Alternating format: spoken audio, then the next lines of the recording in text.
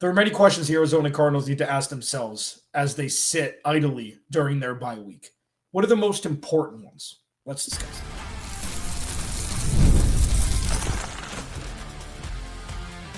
You are Locked On Cardinals, your daily Arizona Cardinals podcast. Part of the Locked On Podcast Network, your team every day. Alex Clancy here. It's Friday. It's the bye week. I'm on vacation, but still, I am talking to you also.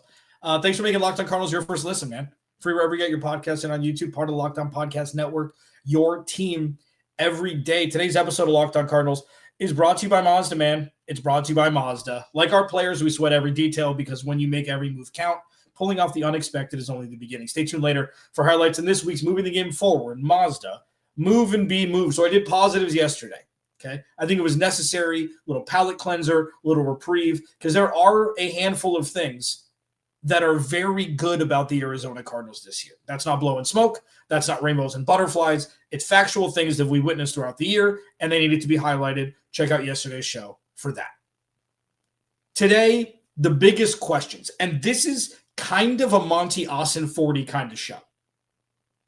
This is more big picture stuff. Not only for this year, like the last segment, which is going to be, if the Cardinals continue to lose, do you bring Garrett Williams back? The injured players, do you just leave them on the shelf, let them get healthy? Do you bring them back? Last segment. What salvaging the season looks like from the lens of, obviously, this year and next year. I'll explain. And first, it's the quarterback, okay? So going into next week, starting on Monday, it's gonna be about Dallas and this year, and not Kobe or Kobe. Oh my goodness. I watched a Kobe documentary last night. Jacoby or Kyler. There's gonna be twinges of that, obviously, because it's a conversation, but it's not a conversation because it's gonna be Kyler Murray if he's healthy. But Monti Ossenfort sitting up in the booth, in the whatever, wherever he sits up there. He sits up higher than everybody else. Looking down at practice, looking down at games, watching film, talking to JG, talking to Drew Petzing specifically. Like, what's going through his mind? This is the biggest question, and it's obvious, but I have to do 8 minutes on it. And I get to do 8 minutes on it because it's fascinating. This is one of the best social psychology experiments you can have. It's fascinating. All the different angles. I equated it to, a kaleidoscope, not a coin. There's so many different sides to this. That what will happen, putting my Clancy Ramos hat on, is that Kyler's going to start until he forces them to bench him because he plays so poorly. That's really never happened before. It's happened in spurts. He's been a pretty good quarterback pretty much since he came into the league. Okay, pretty good is not difficult to do anymore as compared to a lot of the crap box stuff we see with other organizations. Okay, regardless of how much you like or dislike Kyler Murray, he is an above average quarterback in this league. It's just a matter of if time's run out with the Arizona Cardinals. We don't know. Okay, some people think they know. Some people thought they knew the day before the draft when it was leaked that the Cardinals were going to take him. But for Monti Ossenfort and Jonathan Gannon, obviously, there's a meteoric shift that can happen this year that sets up the ball rolling downhill for next year where you're moving and finding another quarterback. Or you roll with Kyler, maybe you string some wins together after the bye, and then maybe you're in the hunt in week 13 or 14. It's a lot of season left. But that's the biggest question. And this may be the most obvious segment I've ever done. And it's one of the most important ones I've ever done since Kyler Murray was drafted. How strongly does Jonathan Gannon feel, vis-a-vis Monti Ossenfort, feel about Kyler Murray leading the charge when their job could be directly tied to it? Biggest question. Monti Ossenfort, not so much. I don't know why people want to fire on Monti Ossenfort. You guys got to relax. You got to chill the hell out with that.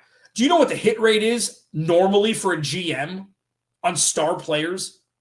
It's like 10%, 15, 20%. Like, people think that Monti Ossenfort is supposed to hit on every single draft pick. It's like, come on, man. He drafted their franchise left tackle. He drafted their franchise CB1 in Garrett Williams. He drafted their franchise CB2 in Will Johnson. Brought back Trey McBride. Brought back James Conner. And James Conner getting hurt now, obviously but brought back Budda Baker. Like, he's done a wonderful job getting the Cardinals out of the Mesozoic era.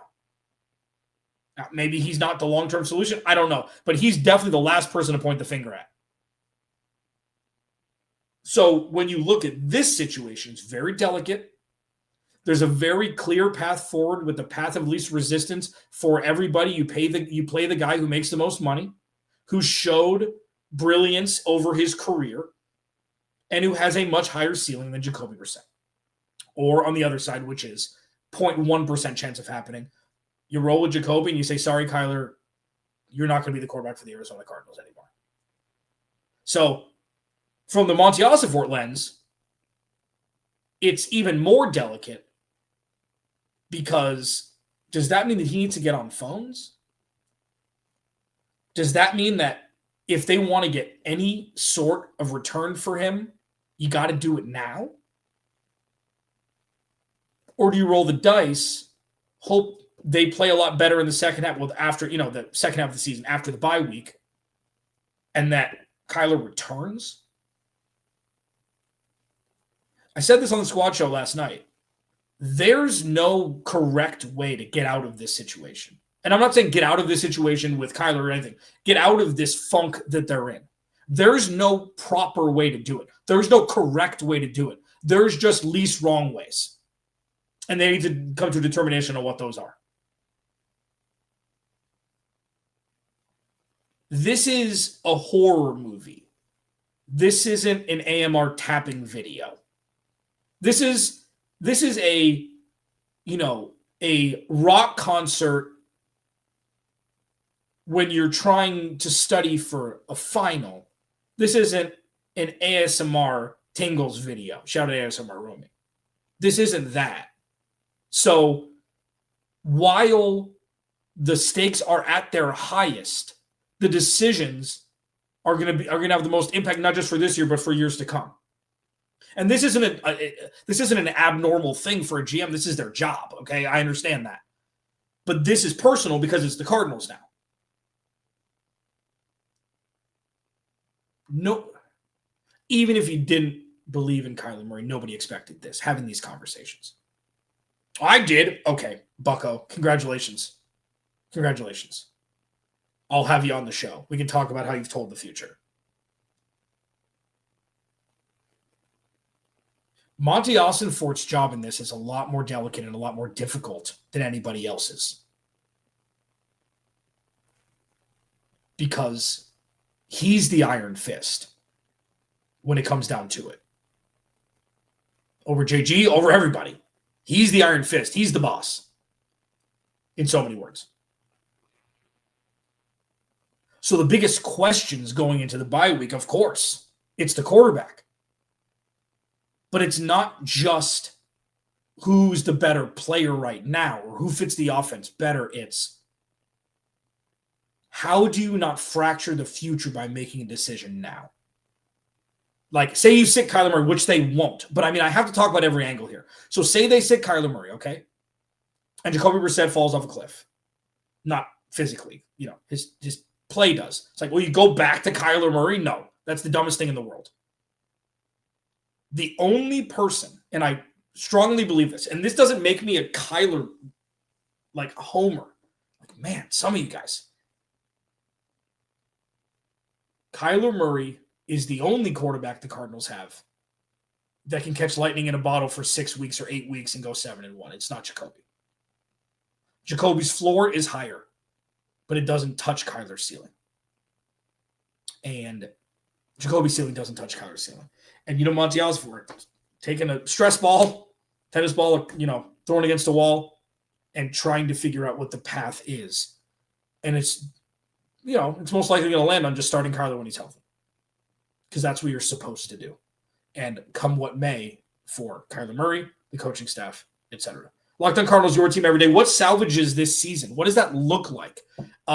Is it playoffs or bust still? Is there redeeming qualities? We've been here so many damn times before. What's the consolation prize look like? Behind door number 1. Next. This episode of Locked On Cardinals is brought to you by FanDuel. FanDuel's awesome. They've got an offer you don't want to miss. If you're a new customer, right now, you can bet just $5 and get $300 in bonus bets if you win. Let me say that again. Right now, new customers can bet just $5. And if that bet wins, you'll get $300 in bonus bets. That's right. Pick a bet. Put down $5. If it is, $300 in bonus bets. Boom. This is a great time to do it too. Like, you've got NFL, NBA launched. Like, you want to do a little single game parlays, first basket props, first touchdown props for NFL. You can do whatever you want. And if you win your first $5 bet, if you're a new customer, you put down $300 in bonus bets can go a long way. So what are you waiting for? Visit FanDuel.com to download the FanDuel app today and get started. Today's episode is also brought to you by Bink Rippling. So if you've been in business, this is going to hit home for you, okay? Here's the truth. SaaS promised to make work easier, but the average company is buried by hundreds of apps that slow down your teams and simply don't work together. That's not SaaS. That's SAD, software as a disservice. And that's why you need Rippling. Rippling is a unified platform for global HR, payroll, IT, and finance all in one place. They've helped millions of businesses replace a mess of disconnected tools with one system designed to give leaders clarity, speed, and control. It's seriously simple to use and gives companies one source. That's all you need. People, data, everything they touch, all in one source. And right now, you can get 6 months free when you go to rippling.com/LockedOnNFL. Learn more at rippling.com/LockedOnNFL. That's rippling.com/LockedOnNFL for 6 months free. Terms and conditions apply. Please go to the YouTube channel. Search Locked On Arizona Cardinals. Hit that subscribe button, man. You know the drill. You know what we do here, man? Yikes. Personally, awesome that it's a bye week. Football, no cardiac Cardinals. Yes.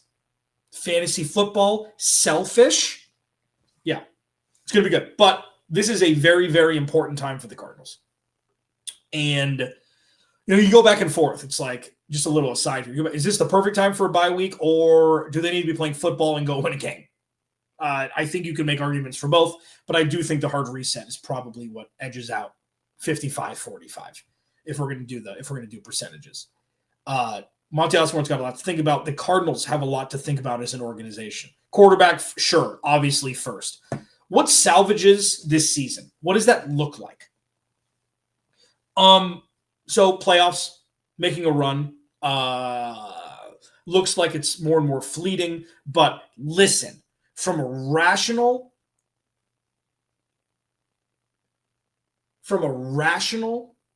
outlook, from a rational stance, if you told me, so say we did a blind taste test, not taste test, did a blind test, and you put all the stats for the Cardinals, all of them, team stats, the scores, and the wins and losses, and you were asked, did that team end up making the playoffs? You do this in week, so through the first 7 weeks or whatever, and you add at the end, it's like, does this team make the playoffs? Like, oh, they lost by a combined 13 points. This is a pretty good team. They went toe-to-toe with two of the top teams in the NFC with a backup quarterback, or the NFC and AFC with the Colts and the Packers with the backup quarterback. Huh. Oh, yeah. This team's humming. They've got a good defense. Huh. Yeah. So because it's the Cardinals, it 100% looks like it's insurmountable. And it most likely is. But we're not even halfway through the season. And I can continue to move the goalposts. I get it. We're not even halfway. We're 48% of the way. It's like, I understand you can move the goalposts and stuff like that. And I am in this instance, but you look blindly at the stats and the record that's caused by it, and the 13-point differential between 4 games, five losses. It's like, oh yeah, this team can 100%. Just a couple balls bounce their way. They win 5 in a row. They're right back in it. The problem is the Cardinals have everything going against them. They are 100% at the end of the year going to have the toughest strength of schedule. Like, yeah, they're 100% going to have the toughest strength of schedule. So it's an uphill battle. Okay, Kyler Murray's not healthy. We'll see if he comes back against Dallas. You would assume he will. So that'll be about 4 weeks from, when he last played. So salvaging it for me, like 8 wins. And salvaging doesn't mean saving jobs. Salvaging doesn't mean bringing Kyler Murray back. Salvaging doesn't mean much aside from a consolation prize. Like, hey, rough go early. Could not take care of business in 1-score games early. And then you turn it around, you go on a little run. I mean, teams get hot all the time. And the Cardinals have the talent, especially on defense, to be able to do it. They're playing really tough opponents. I mean, they got the Rams twice. They've got Atlanta. They've got Tampa Bay. They've got Seattle and the 49ers soon. Dallas is playing lights out. I mean, Jacksonville's not a bad team. Like, there isn't an easy, even Cincinnati. You want to go up against Joe Flacco and Jamar Chase and T. Higgins with what they're doing right now, Chase Brown. I'm sure Joe Burrow will be back. But still, it's like, there's not one game where it's like, oh, the Cardinals are, yeah, that'll be a good win for them. But what they've got is a team that can compete with any team in the NFL. This isn't 2023. This isn't even last year where we didn't really know what we didn't know yet. Like, they can compete with anybody. It's just a matter of the quarterback play and the offensive line holding up. So we'll see. Like, I understand that the quarterback has to play well for the team to compete. Completely understand that. But it's going to come down to, that's where it gets muddy. It's like, okay, if Kyler looks bad against Dallas, against a team that's given up a 30-burger to Green Bay and the Giants with Russell Wilson before Jackson Dart took over, and they give up points. Everybody's hurt, and they traded Michael Parsons. That will be difficult to maneuver around. That'll be difficult. But I'm still in the camp. Kyler's going to start if he's healthy. And that's probably what should happen. I'm not saying it's the right thing. I'm not saying that the offense looks better with Kyler Murray. I'm not like homering Kyler Murray here. But this is what it is. He's the starting quarterback. This isn't like Deshaun Watson forgot how to throw a football. This isn't Bryce Young during his first year where he just wasn't ready and Andy Dalton came and played for a couple weeks. It's not that. This is a substantiated quarterback in the NFL who's played pretty well for a good portion of his career. It's just like, I don't know, man. It's not that simple. For people who think it is, it's not. It's not. So what salvages the season? 8 wins. What gets Kyler Murray coming back in 2026? 10 wins. They got to win 8 out of 10. Let's see. This is more of a this year question, but really a next year question. This year is the what are those things called? Where the gymnasts run down and do the springy thing and then onto the horse and then they do the flippies. What's the springy thing called? I don't care. This is the trampoline for next year, just for lack of a better phrase. The springboard. Nailed it.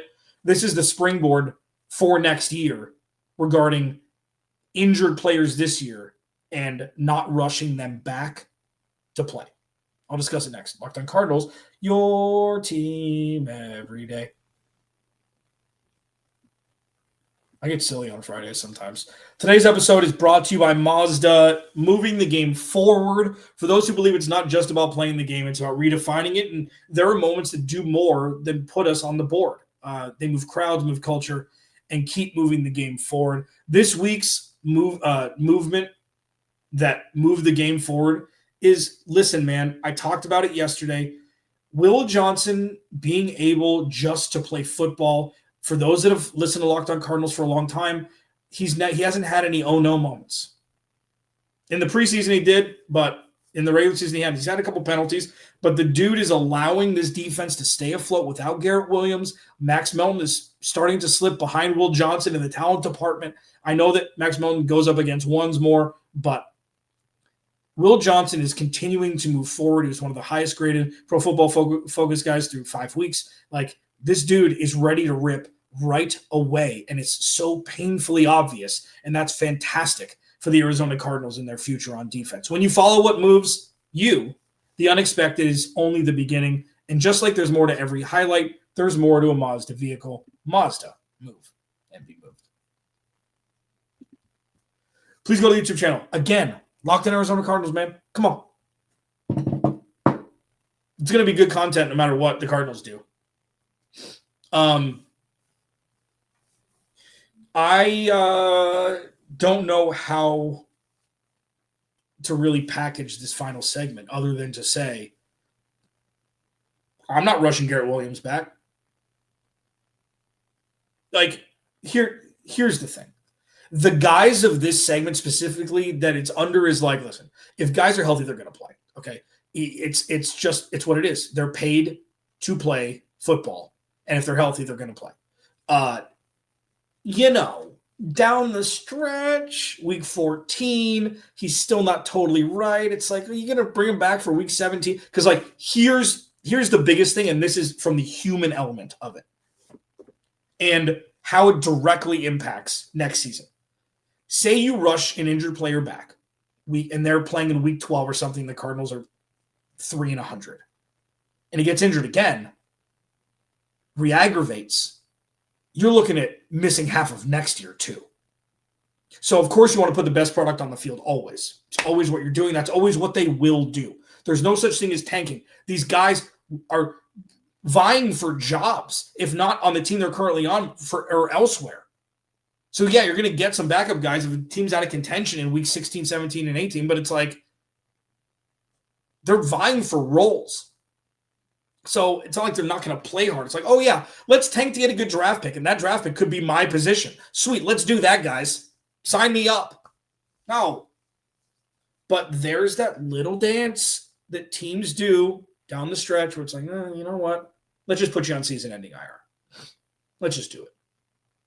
And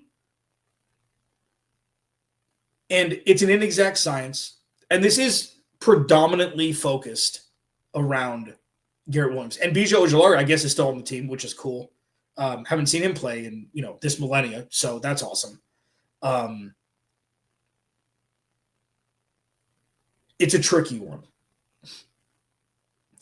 Now, of course, if the Cardinals win 3 in a row and they're in contention, they're hovering around 500, week 13, it's like, okay, or week 14, I know it's got to be an odd week. Oh no, 13, because they'd have a bye week already. Maybe do the dance if they're hovering and the guy's, getting closer, 80, 90%, he ramps up, he opened the window and he comes back and plays cool. Trey Benson, another one. The Garrett Williams one is fascinating that they put him on IR. I thought he was done for the year. The way he went down in that game against Carolina, I thought he was done for the year. Obviously, it's so great that he's not for the human being, for sure, and for the team, obviously. But, like, Trey Benson, I think you bring him back no matter what, because putting the best product on the field is putting the best running back that didn't break his foot on the field. You hope that he'll be back when the window opens right away. You hope Walter Nolan will be back in week 9, because he'll have not only that short window that was opened on, I think it was on Tuesday before this past week, and then you have the full bye week. You hope he ramps up and plays in Dallas on Sunday, a week from Monday. But that is just another thing that Monti Ossenfort really needs to, he's always looking at the future. GMs are always looking at the future.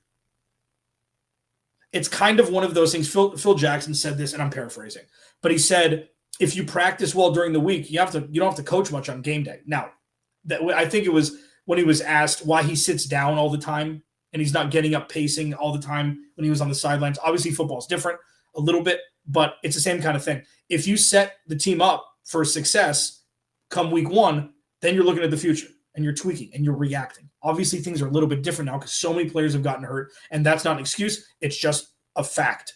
Kyler Murray's been out. They've lost a bunch of games that they were tight in. They should have won a couple. They should be in a much better position than they are going into their bye week. Monti Ossenfort is not only looking for now, he's wildly looking at the future. And having the injured guys, especially the star guys, because that's who's on IR right now, having them in the best position to succeed, not just for this year if necessary, but also for the future, and not risk losing them for good chunks of next year too. It's a difficult, delicate dance to do. A lot of dancing in this show. So, I don't know, man. Going into the bye, they have so many questions. Quarterback, what does salvaging this season look like? What do they need to do to get there? And I didn't even touch on the ramifications of the coaching staff. I think it's way too early to talk about, let's fire everybody. It's like, okay, cool. Then what? Buckaroo, what do you got? Do you have a grand plan? Well, no, elevate somebody. Cool. How does that look? Okay, sweet. It's so difficult to maneuver a situation nobody had really any idea it was going to hit. Like, there's not a contingency plan for this right now. There's a contingency plan for everything. But being 2-5 going into their bye week, I don't think was on anybody's bingo card. And while it's been slowly ramping, it's not a surprise anymore. Now they're 2-5. Obviously, it's like, now what? This is why I kind of wish they were able to play this weekend. Idle hands, man. It either makes people tighten up, and it's like, nope, sticking with the plan. Kyler Murray, go. Kyler Murray, go. I don't care what the offense looks like. Do it. And then idle hands, it's like, you got to mix something up here? Salvage the season? I just don't like – people have DM'd me and tweeted and commented and texted me like, are the Cardinals going to trade for somebody? It's like, who? Like, they're not one player away from being in contention. Well, are they going to trade away anybody? Who would they trade away that isn't just a wildly integral part of this team? Like, you're not trading Paris Johnson Jr., you're not trading Will Johnson, you're not trading Garrett Williams. Like, these guys are like the lifeblood of the future. Like, you're not trading anybody like that. The only person you can trade is Kyler Murray. And I just don't see a world, man. I just don't see a world. I mean, not like, even if like Monti Ossenfort is this gunslinger, just ripping trades, trading picks for players, trading players for picks. Like, you know, we did a little bit of that, but like nothing crazy. Even if he did that up until this point, it's like, oh, anything's on the table. You're not moving Kyler Murray. You're not. I don't think they should. Like, it's so easy just to say that and then get angry when it doesn't happen. It's like, that's not how this stuff works. And to people's credit, who I've gone back and forth with, which is great. I love it. I'm the one who always says challenge the run-of-the-mill way to do things. Like, okay, it's because it's how it's always been done. Why? Has it worked? No. Then change it. Who cares? So that would fall under this category of moving Kyler. But, man, it's just – I think people have been waiting for a reason to push on that more, and Jacoby Brissett playing well for 2 days was kind of the jet fuel for that. But that doesn't mean that it's the right move. It just doesn't mean that it's the right move. Locked On Cardinals, your team every day. Listen, full of gratitude. Thank you to everybody who watches every day. I really appreciate it, and wouldn't be here without you guys. So with that, hope you have a great weekend. Watch some football that's not the Cardinals. Win your fantasy matchups. Remember, without you, there is no me. I'll talk to you Monday.